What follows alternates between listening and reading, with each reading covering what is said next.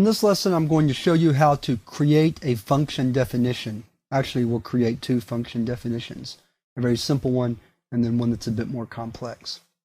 So let's start a new Python program. We're going to call this functions1.py.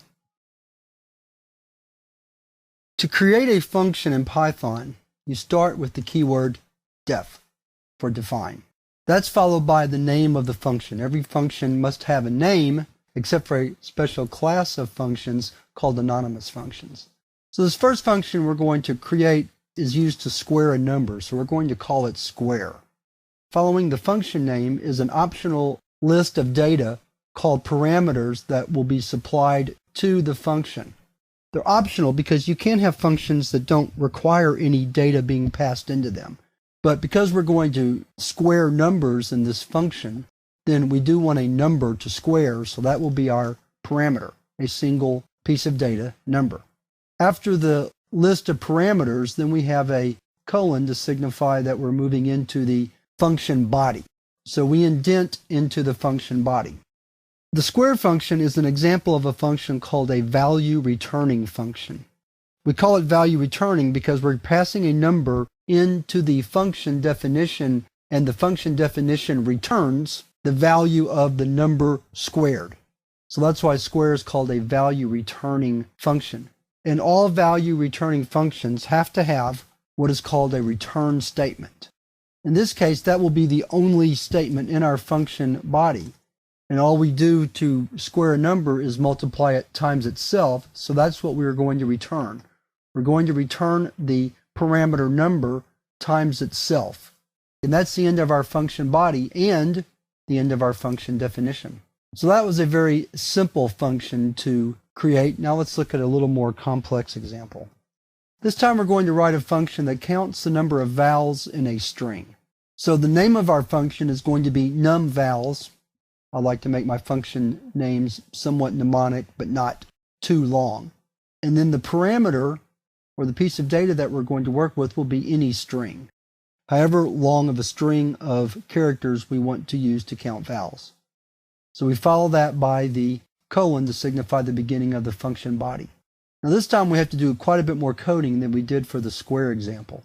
First thing we want to do is make sure that all of our characters are in the same case, so we're going to lowercase the string first. So the first thing we're going to do is call the built-in function lower to make sure all the characters are lowercase. The next thing we need to do is create a variable to store the count of vowels. So we have a variable count and we'll set its initial value to 0. Then we want a loop to loop through the string so that we can count vowels.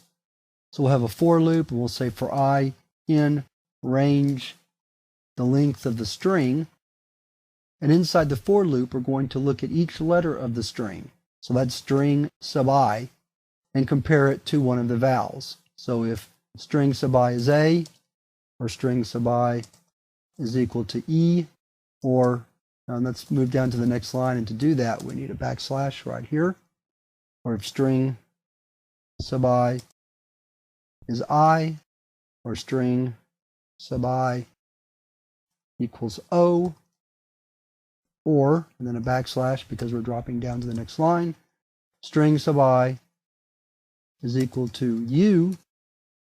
If any of those is true, then we want to increment count by 1.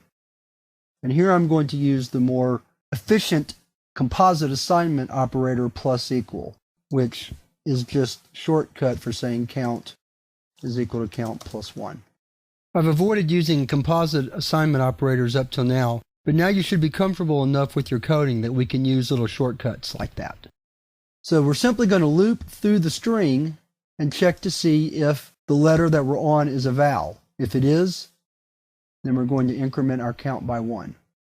And that's all we have to do until we're ready to complete the function, so that will go outside the for loop, so we go back to the level of the for loop where we began the for loop, and we type return count. So the main work of the function occurs right in this highlighted code. And once we've looped through the complete string and we've counted all the vowels, then we can return that count, and that will be the return value of the function.